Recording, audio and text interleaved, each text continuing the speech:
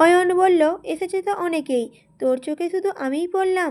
তোরা কি দোষ দেওয়ার জন্য আর কাউকে খুঁজে পাস না? রুহি বলল, তুই কোহিনূরের সাথে কি করেছিস? চিন্তিত হয়ে জিজ্ঞাসা করল। আহিয়ান বলল, আমি আমার বইয়ের সাথে কি করেছি এটাও তোদেরকে বলতে হবে? রুহি বলল, অবশ্যই বলতে হবে। অয়ন আর রুহি একসাথে কথাটা বলে উঠল। আহিয়ান বলে উঠল, আদর করেছি, শখানিক চুমু খেয়েছি, কিভাবে করেছি এটাও কি তোদের বলতে হবে? ভাইয়ের নির্লজ্জ মার্কা কথা শুনে আনাইয়া লজ্জা পেয়ে এখান থেকে চলে যায়। অয়ন বুকে হাত দিয়ে বলে, আর বলিস না ভাই, বউ পাচ্ছি না, এই দুঃখে মরি মরি অবস্থা। আদর করার টেকনিক শেখালে আমাকে আর খুঁজে পাবি না। অয়নকে এভাবে বুকে হাত দিয়ে দেখে মিতু ভেবেছিল অয়নের হার্টের সমস্যা। এসব দেখে হার্টে ব্যথা হচ্ছে। এখন অয়নের কথা শুনে তার বিখ্যাত মুখ ভেঙচি দেখিয়ে চলে গেছে। মিতুর ধারণা এদের ফ্রেন্ড সার্কেলে কেউই সুবিধার নয়, এক একটা আধ পাগল। এত সময়ে সব মেহমানরা চলে গিয়েছে, রাত অনেক হয়ে গিয়েছে, বাড়ির প্রায় সকলেই ঘুমে। কোহিনূরও গভীর ঘুমে পাড়ি জমিয়েছে। হঠাৎ ঠোঁটে পিঁপড়ে কামড়ের মতো ব্যথার উপলব্ধি করল কোহিনূর। গালে কারোর হাতের স্পর্শ অনুভব করছে। খুব যত্ন নিয়ে গালে কাটা জায়গাতে কেউ হাত বোলাচ্ছে। মনে হচ্ছে কেউ তাকে আষ্টে পিষ্টে জড়িয়ে ধরে রেখেছে। কারো হাতে উষ্ণ ছোঁয়া তার মেদহীন পেটে বিচরণ করছে। নাকে অতি চেনা পারফিউমের গন্ধ আসছে। কারো উষ্ণ স্পর্শ বিরক্ত করে চলেছে বারবার, কিন্তু চোখ মেলে তাকানোর সাধ্য হচ্ছে না। চোখ খোলার চেষ্টা করেও বারবার গভীর ঘুমে তলিয়ে গেল কোহিনূর। সকাল হয়েছে, পাখির কিচিরমিচির ডাক শোনা যাচ্ছে, সূর্যের প্রখরতা বেশ। আজ অনেক সকালেই ঘুম ভেঙে গেছে কোহিনূরের। নড়াচড়ার অবকাশ নেই। মনে হচ্ছে শরীরের উপর 70-80 কেজি ওজনের কয়েকটা আলুর বস্তা পড়ে আছে। বিরক্ত নিয়ে চোখ খুলে কোহিনূর, ও শরীরে উপরে উপর হয়ে শুয়ে আছে আহিয়ান। আহিয়ানের ঘুমন্ত মুখশ্রীর দিকে তাকায় কোহিনূর। কোনো মানুষকে যে ঘুমন্ত অবস্থায় এতটা সুন্দর লাগে জানা ছিল না। এত কাছ থেকে আহিয়ানকে তার কখনোই দেখা হয়নি। কোহিনূর মুগ্ধ দৃষ্টিতে তাকিয়ে আছে আহিয়ানের ঘুমন্ত মুখশ্রীর দিকে। ভাবছে রাতে স্বপ্নের কথা। তাহলে কি কোহিনূর কোনো স্বপ্ন দেখেনি? কালকে স্বপ্নে দেখা সেই রাজকুমারটি কি তাহলে আহিয়ানই ছিল? হঠাৎ লজ্জায় কোহিনূরের গাল লাল হয়ে যায়। আহিয়ান তার এত কাছে ছিল, আর সে বুঝতেই পারেনি। আহিয়ানে অগোছালো চুলগুলো হাত দিয়ে নেড়ে দেয় কোহিনূর। এই ঘুমন্ত অবস্থায় অগোছালো চুলে কতটা সুন্দর লাগছে তার প্রিয় মানুষটাকে। কোহিনূরের মাঝে মাঝে খুব রাগ হয়, এই মানুষটাকে এত সুন্দর হতে হলো কেন? আজকে আয়ানার গায়ে হলুদ। সারাদিন অনেক কাজ করেছে কোহিনূর। আহিয়ানের সাথে আজকে দেখা হয়নি বললেই চলে। কালকের বিষয়টা সকলেই ভুলে গেছে, এটা নিয়ে আর কেউ কোনো কথাই বলেনি। কোহিনূরের যদিও রাগ হয়েছিল, তবে আহিয়ানের জেলাসি দেখে হাসিও পাচ্ছে। আয়নার সামনে দাঁড়িয়ে চুল ঠিক করছিল কোহিনূর। হঠাৎই তার নজর গেল গলার দিকটায়। ছোট ছোট লালচে দাগ, শুধু গলাতেই নয়, কাঁধে আর পেটেও অসংখ্য দাগের উপস্থিতি পাওয়া গেল। কোহিনূর চিন্তায় পড়ে গেল, কোথাও তো লাগেনি, তাহলে এই দাগগুলো হলো কিভাবে? হঠাৎই রাতের দেখা স্বপ্নের কথা মাথা চাড়া দিয়ে উঠল। লজ্জায় কোহিনূরের গাল কান গরম হয়ে ধোঁয়া ছুড়ল। বাইরে মিতু আর আনায়ার বন্ধুরা কোহিনূরকে ডাকাডাকি করছে। তাড়াহুড়ো করে চুল ঠিক করে তাদের কাছে যাওয়ার উদ্দেশ্যে পা বাড়ায়। দরজার কাছে গিয়ে আবার ফিরে আসে। চোখ জোড়া আটকে যায় বিছানার উপর সাদা সুন্দর ড্রেসটির দিকে। হলুদ রঙের সুন্দর একটি জামা, তার পাশে গোলাপের গাছরা, জামার উপরে রাখা একটি হলুদ চিরকুট। কোহিনূর চিরকুটটি মেলে চোখ বুলায়, মুহূর্তেই মুখে হাসি ফুটে ওঠে। কোহিনূর খুশি হয়ে ঝট করে রেডি হয়ে নেয়। চিরকুটটি যত্ন করে রেখে দেয় আগের চিরকুটটির পাশে। সবই ঠিক আছে, তবে গাজরাটা হাতে নেবে না খোপায়, বুঝতে পারছে না। এদিকে মিতু এসে বারবার ডাকাডাকি করছে। ফুলের গাজরাটা বিছানার উপর রেখেই তাড়াহুড়ো করে চলে যায়। একই শহরে হয় একত্রে হলুদের আয়োজন করেছে দুই পরিবার। নাহিদ যদিও না করেছিল, তবে আয়ানাদের জোড়াজুড়িতে আসতেই হলো। সে চায় বরকনের গায়ে হলুদ একসাথেই হবে। আনোয়ার খান এটাই চাইছিলেন। সবকিছু ঠিকঠাক চলছে, তবে বিয়ের বাড়ির এত আয়োজনে নাফিজা বেগমকে কোথাও দেখা গেল না। এই নিয়ে অনেকেই অনেক কথা বলছে।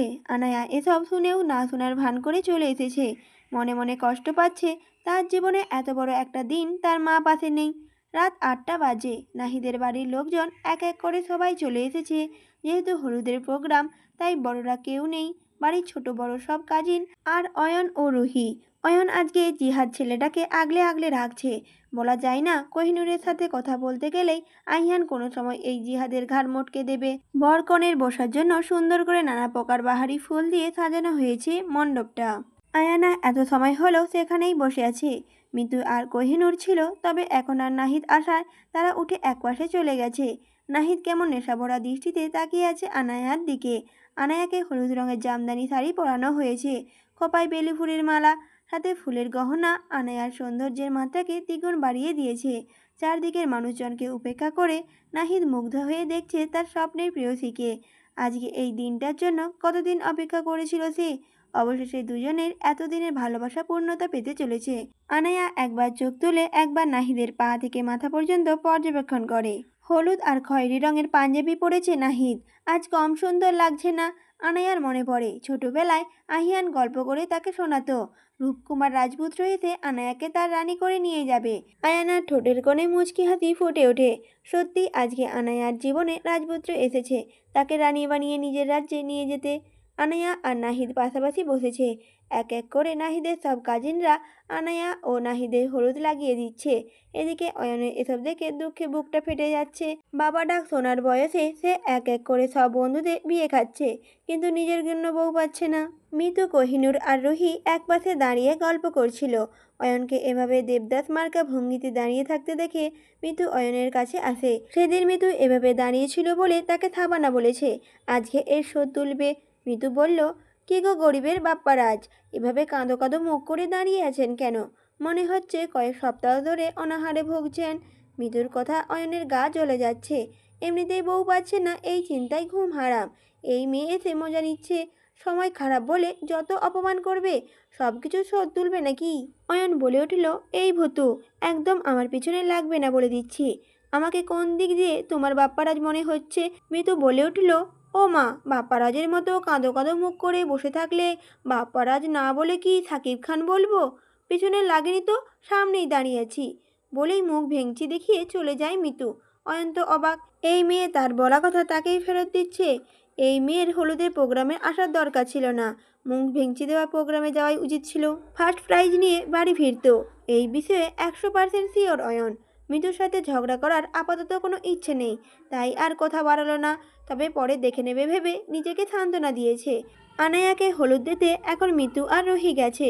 অয়ন এই মুহূর্তে ফটোগ্রাফারের দায়িত্ব পালন করছে। কোহিনূর এখনও আগের জায়গাতেই দাঁড়িয়ে আছে। এখান থেকে স্টেজের সব কিছুই দেখা যায়। হঠাৎ পেটে কারোর হাতে স্পর্শ পেয়ে কেঁপে ওঠে কোহিনূর। বিদ্যুৎ গতিতে ঘুরে তাকায়। আইহানকে দেখে স্বস্তির নিঃশ্বাস ফেলে কোহিনূর। বুকের ভেতর এখনও ধুকপুক করছে। মনে হচ্ছিল অজানা ভয়ে এক্ষুনি প্রাণটা চলে যাবে। কোহিনূরের এই অবস্থা দেখে আহিয়ানের ঠোঁটের কোণে হাসি ফুটে ওঠে। আহিয়ান বলে উঠল, আমি ছাড়া তোকে স্পর্শ করবে এমন সাহস কারো আছে? কোহিনূর বলল, হঠাৎ এমনভাবে কাছে আসলেন যে আমি ভয় পেয়ে গেছিলাম। আহিয়ান বলল, আর ভয় পেতে হবে না, ওদিকে ঘুরে তাকা। আহিয়ানের কথায় কোনো প্রশ্ন না করে ঘুরে তাকায় কোহিনূর। আহিয়ান অতি যত্নে কোহিনূরের খোঁপায় বেলি ফুলের মালা লাগিয়ে দেয়। পেছনে থেকে জড়িয়ে ধরে কোহিনূরকে। কোহিনূরের চুলের খোঁপায় বেলি ফুলের মালাটা ঘ্রাণ ছড়াচ্ছে। আহিয়ান কোহিনূরের একদম কাছে চলে এসেছে, নাক দিয়ে সেই ঘ্রাণ নিতে ব্যস্ত। আহিয়ান কোহিনূরের কানের কাছে মৃদু গলায় ফিস ফিস করে বলল, কুহু, তুই যখন আমার কাছে থাকিস তখন সময়টা একবারে থেমে যায়। নিজেকে তোর নিঃশ্বাসের গন্ধে জড়াতে ইচ্ছে করে। তুই ছাড়া আমি কিছুই অনুভব করতে পারি না। আহিয়ানের গরম শ্বাস কোহিনূরের কাঁধে পড়ছে।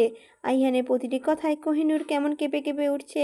আহিয়ানকে নিজের থেকে সরানোর শক্তিটুকুও তার মধ্যে নেই। কোহিনূরের এমন কাঁপাকাঁপি দেখে আহিয়ান নীরবে হাসছে। আহিয়ান বলল, এতটুকুতেই এমন গভীরভাবে ছুঁয়ে দিলে আমাকে সামলাবে কিভাবে? আহিয়ানের মুখে দুষ্টুমিতে ভরা হাসি। আহিয়ানের কথার মানে বুঝতে পেরে কোহিনূর খুবই লজ্জা পেয়েছে। মুহূর্তেই চোখ দুটো বন্ধ করে নিয়েছে। মনে মনে আহিয়ানকে বকছে। এই সুযোগ পেলেই কারণে অকারণে কোহিনূরকে লজ্জা দিতে থাকে। কোহিনূর বলল, আপনি ভারী নির্লজ্জ লোক। আহিয়ান বলল, পুরুষ মানুষের বইয়ের সামনে লজ্জা পেতে নেই। লজ্জা পেলে এই জীবনে আর বাবা ডাক শোনা হবে না আমার। কোহিনূর বলল, চুপ করুন, কেউ শুনতে পেলে কি ভাববে? কোহিনূর ঘুরে আহিয়ানের মুখটা চেপে ধরে বলে কথাটি।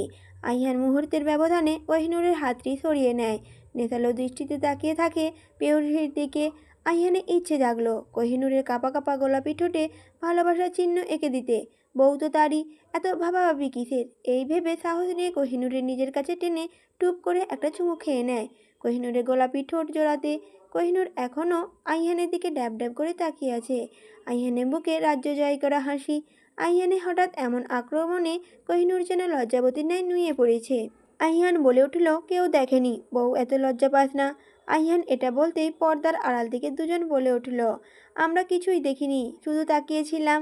রুহি আর অয়ন একথা বলে উঠল, আমি ভাই ভালো মানুষ, আমিও কিছু দেখিনি, শুধু শিখছিলাম কিভাবে চুমু খেতে হয়। কিন্তু আফসোস, পর্দার আড়াল থেকে ঠিকভাবে দেখা যায়নি। সায়ন একথা বলে উঠল।